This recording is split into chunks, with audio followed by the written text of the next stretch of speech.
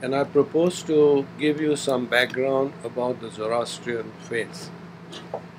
I'm afraid it's a faith which is probably the most ancient faith in the world and probably the one which is the least known in the world. Let me therefore put the religion and its birth in the context so that all of you can understand. The religion was born somewhere between 1700 and 1800 BC. That is nearly 4,000 years ago. That was some 400 years before Judaism, 1000 before Buddhism, 1800 before Christianity, and 2400 before Islam. So it's a very ancient faith that we are going to talk about, and one of whose legatees I am. In those days and before, people worshipped snakes, trees, crocodiles, elephants, wind, sun, moon, stars, name it, they worshipped it. Then they started thinking in terms of cosmic good and cosmic evil, and that different people, different entities represented good and bad.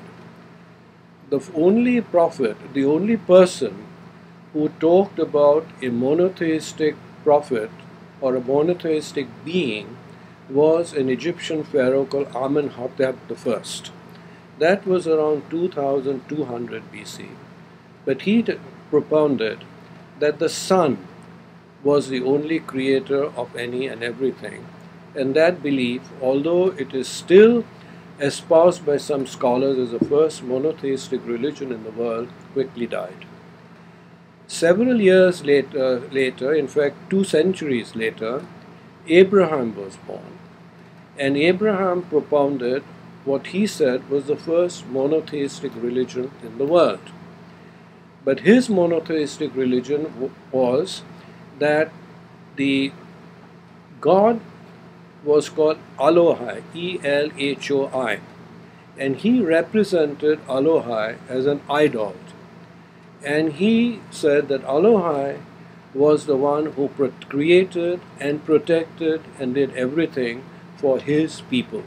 So essentially, although it was the creator was a monotheistic creator, he was represented in form of an idol, and he was associated only with a group of people of certain ethnicity and traditions.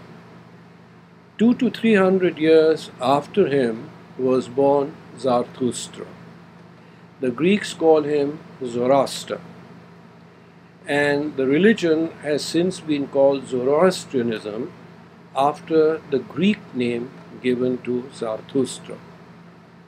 Zarathustra, nobody knows even today where he was born. He was born probably somewhere north of today's Iran or somewhere in what is today's Central Asia.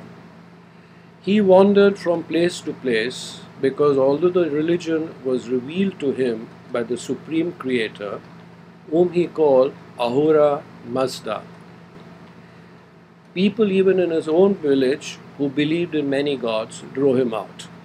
He wandered from place to place until he came to a small kingdom of Sistan, which lies in ancient Iran.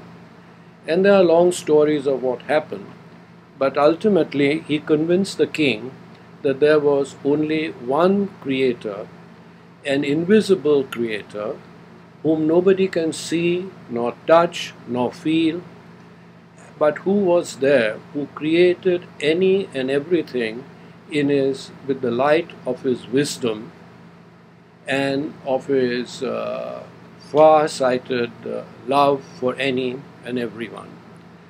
And Zarathustra's religion was embraced by the king of that country. His name was Vistash. Now, the religion then spread from Sistan across Central Asia, along the Silk Route, North Asia, North India, North Pakistan, Tibet, the Pamirs, and all the way up to the northern part of China, where today's Xi'an lies. It was a major religion of many people in that particular area for centuries, until it came back 1,000 years later back to Iran under Cyrus the Great around 600 BC. Then under Cyrus, the religion, afterward, it spread westwards as far as Greece, as southwards as Ethiopia, Libya, and Egypt, Sudan, Saudi Arabia, Israel, all of them at various stages embraced Zoroastrianism. And it was only around 600 AD, with the advent of the Arab invasion of the ancient empire, that the religion fell on its shrinking days, and ultimately has shrunk to a level where there are not more than 500,000 Zoroastrians in the whole world, and probably no more than 3,000 in this particular part of Washington metropolitan area and around. What did the religion teach? What did he teach? He essentially taught that the essence of living was thinking. Everybody has been endowed with a good mind by Aura Mazda. And that mind has to be exercised to always choose the path of absolute truthfulness, absolute truth. You can exercise your mind to choose the bad path, you can exercise your mind to choose the bad ways, but you are the progenitor of all that is good in the world, all that is bad in the world, and what you do as good spreads all around you. And if you do that, you have to give of yourself in terms of devoted service to humanity. And you have to do that with the fullest inner energy that you have. I mean, in brief, that is the essence of what Zarathustra taught. Although in practice, his practitioners couldn't articulate what I am just telling you. They essentially reduce it to good thoughts, good words, and good deeds.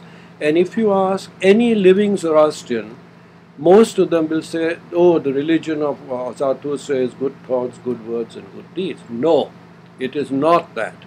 Good thoughts, good words, and good deeds are the key for the practice of the faith which Zarathustra articulated, which I just expressed to you. And so if anybody tells you that Zoroastrianism is only good thoughts, good words, and good deeds, just look away and say, yes, it is the key to the practice of your faith and practice of your religion. Now, having said that and put this in context, we are so tiny in the world and so tiny in this particular area, after being a major religion for over 3,000 years throughout the whole world, where religions did not exist. The Greek Empire, as you know it, came thousands of years later. The Roman Empire came thousands of years later, and so on and so forth. But we are so small now that we want to be a part of a larger community in the world, because the principles of the religion of Zarathustra have been recognized by almost leaders of all faith, scholars of all faith, as the mother religion. If you look around, you will see in Judaism, Buddhism, Hinduism, Christianity, Islamic religion, the fundamental thought of thinking high and thinking pure and thinking good, doing things and making a choice based on absolute truthfulness and giving of yourselves to other with devotion and service is basic to all and every religion.